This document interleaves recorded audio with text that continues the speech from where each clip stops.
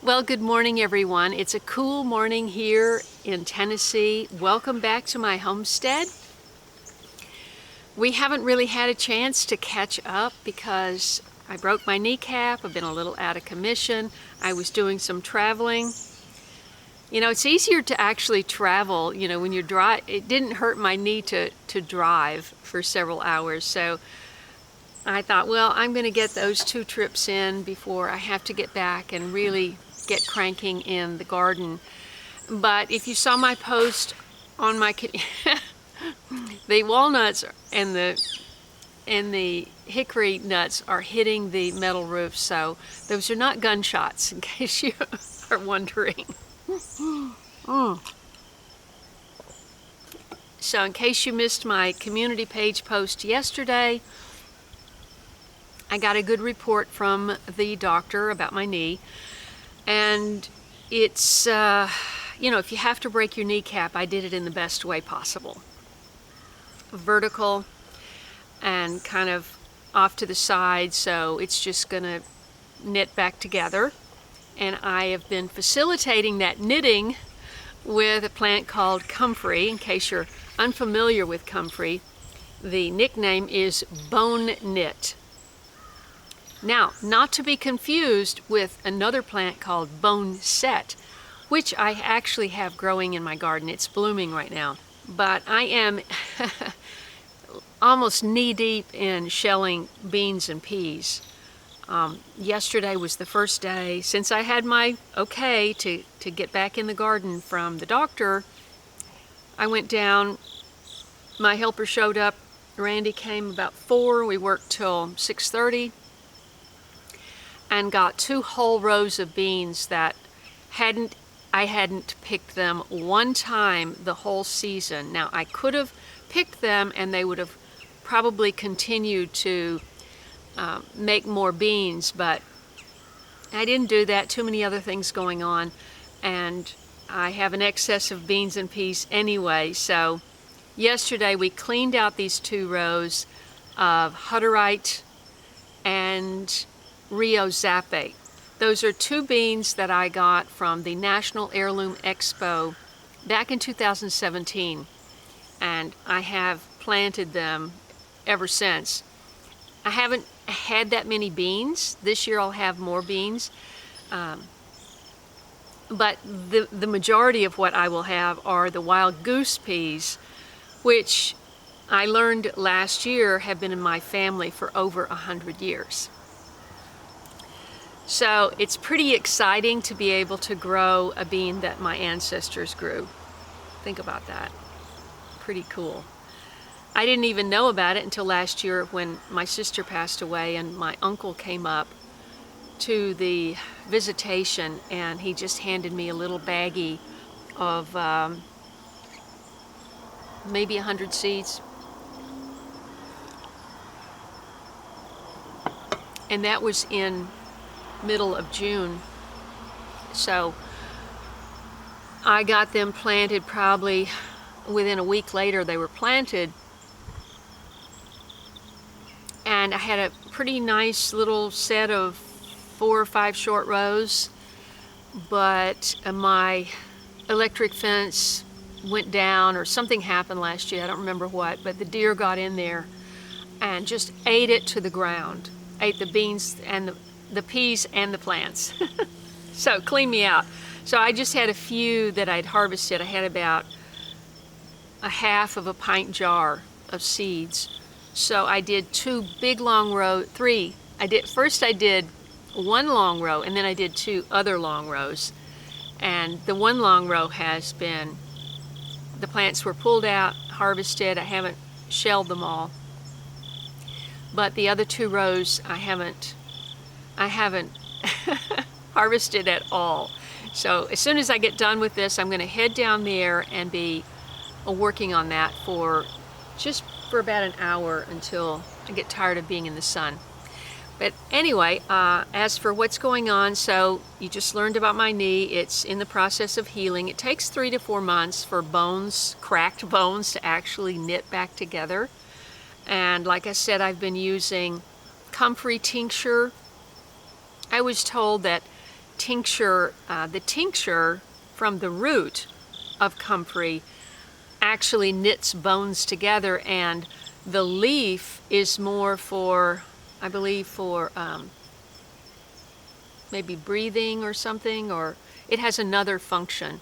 So in the beginning I was grinding up leaves, which is kind of a pain with comfrey. It doesn't smell that great, and the leaves are very scratchy and they're very hard to grind up.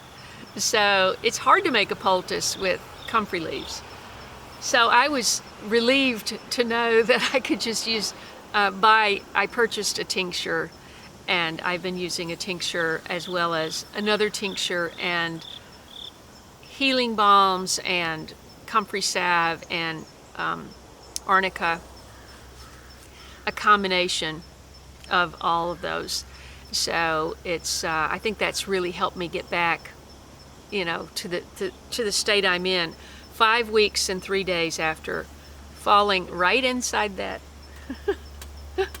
I had just filmed my tomato varieties video, and I was running late to go see my mother, and I was rushing around trying to get the cats in the cage so I could pull the car out, because I don't like to leave to go to Nashville with the cats out. You know, just in case I don't get back, you know, I just rather leave them inside. It's a big 2-car garage. They're perfectly fine. So I rounded up Patch, and as I was going,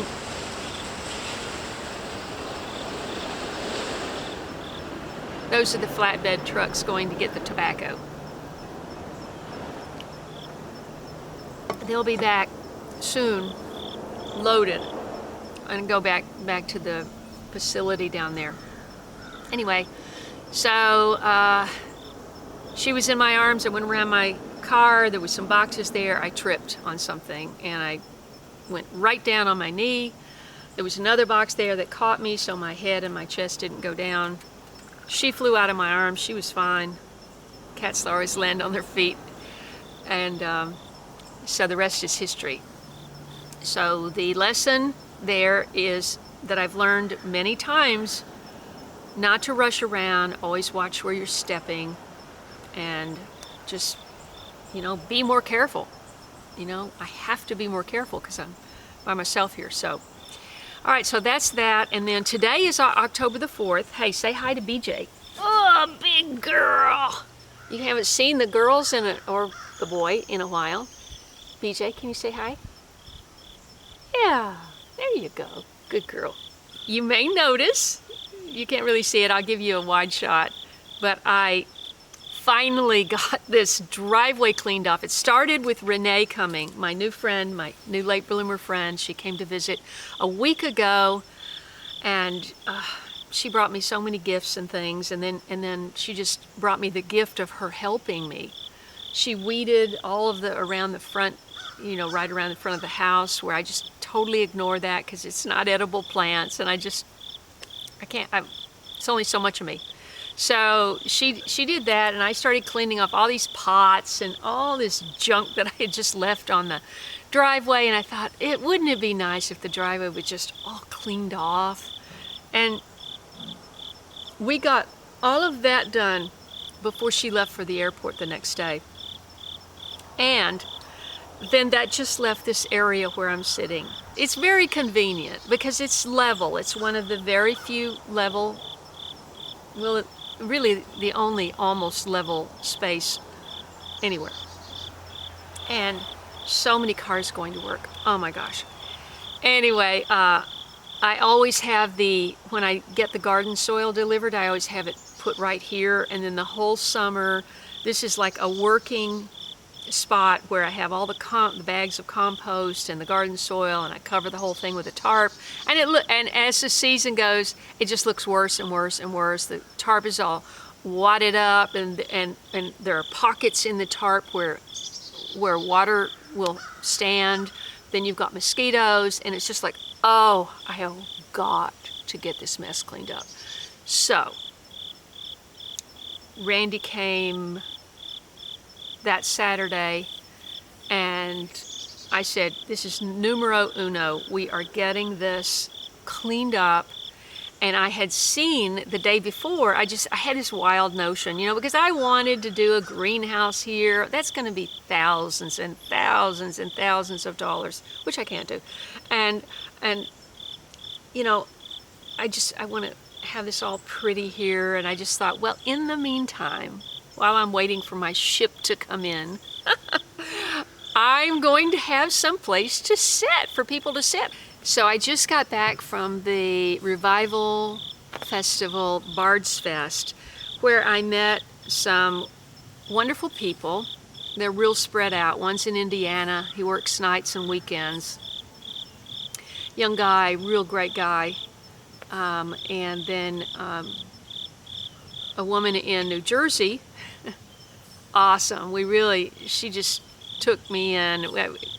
She said, no, you're not driving out to the place. I'll pick you up at your hotel and I'll drop you back each day.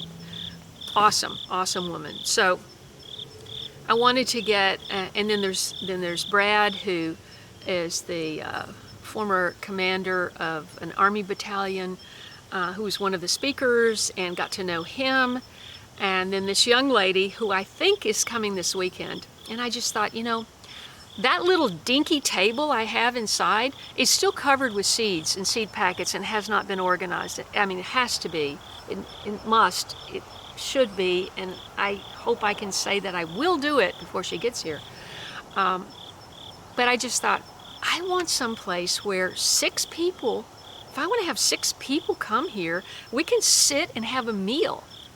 And I saw this outdoor patio set on Facebook Marketplace the day before, and Butch, who serviced my 4-wheeler, remember Butch with the big yellow truck?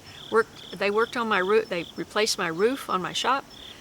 I called him up and I said, is there any way you could help me pick this up? He was there the next day. He brought it here. Would not take any money. Awesome, awesome individual.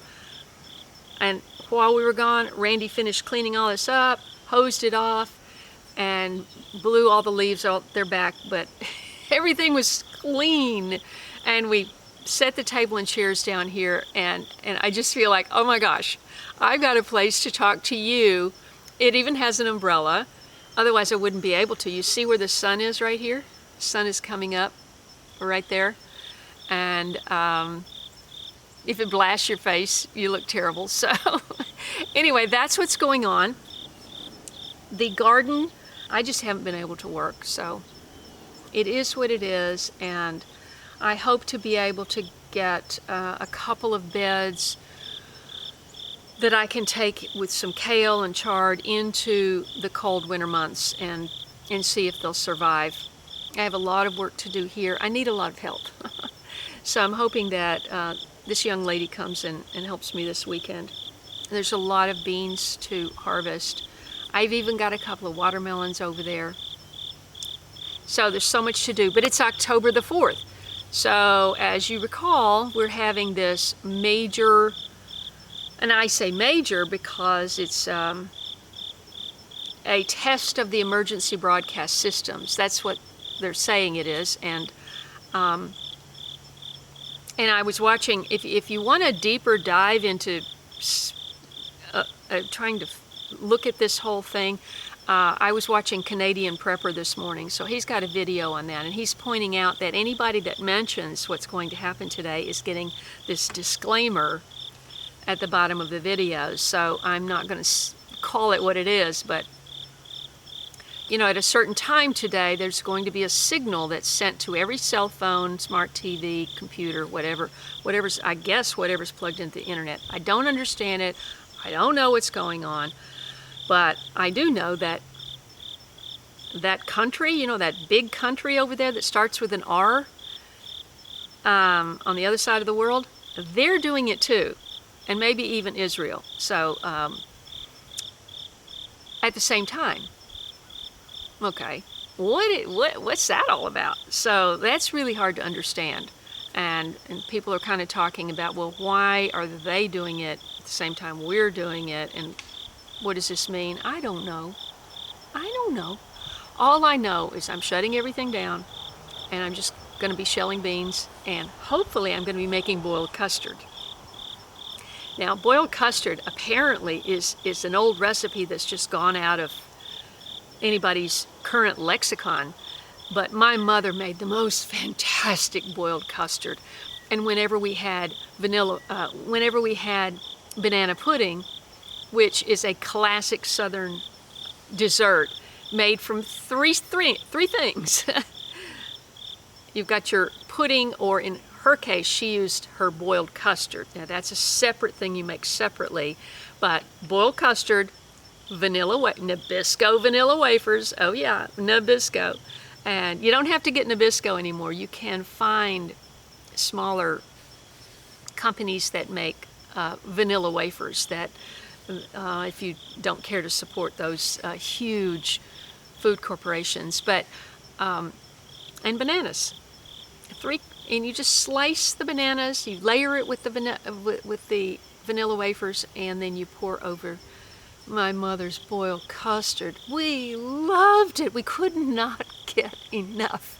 It is so delicious. It's so thick and rich and creamy. We would drink like a little, because I grew up in a non-drinking household, so, and community, basically. That, at Christmas time or Thanksgiving, our sort of drink, rather than eggnog, which traditionally has an alcohol in it, would be boiled custard. So we would have a little skinny glass of boiled custard, which is about all you need, because it's so sweet and so delicious. Oh my goodness. So I have an abundance of eggs, because I am caring for Natalie and Kip's chickens while they're on vacation, because they watched after my cats when I went away. And so after 2 days I had 19 eggs, and I'm going, Renee brought me a carton of organic eggs. Patty, back in Kentucky, she gave me her fresh eggs. I haven't even tapped into those yet. Fortunately, the fresh chicken eggs are not washed, so they will sit on the counter 2 or 3 weeks, no problem. So anyway, I've got all these eggs, and boiled custard takes a lot of eggs. And I also thought, since I'm having a guest this weekend, I might make one of those chiffon cakes. Remember when I had the bundt cake chiffon, whichever pan you used, last winter? And everybody made their cake, and they sent me photos, and I published them on my community page. Well, I made a chiffon cake. It kind of stuck to the pan, so I'd like to try a different pan. It didn't kind of stick, it really stuck. So I didn't make a video of that, but it was incredible. 8 eggs in one cake. So I thought, hey, make a couple of those, pop them in the freezer, make some boiled custard. I believe my mother froze the boiled custard, but I need to confirm that. I don't know how that would thaw out. The consistency is so important with boiled custard. It has to be perfect. Anyway, these are some of the things that are going on. I hope you've enjoyed this little chat where we've gotten to connect again. I'm doing well, and I am so blessed. And I feel I'm so full of the Holy Spirit after being at this festival, revival. Everybody, it's just amazing being in the presence of 300 people who are all on the same page with what's going on, not only with what's going on, but with Jesus Christ. I hope you're all doing well, and I hope you act accordingly today. And I'm going to run in and get this out so that you can see it before everything is shut down. Thank you so much for supporting this channel. Subscribe, hit that bell for notifications. I hope you like this video. And wow, see? It's going fast. Thank you so much for watching, and I'll see you soon.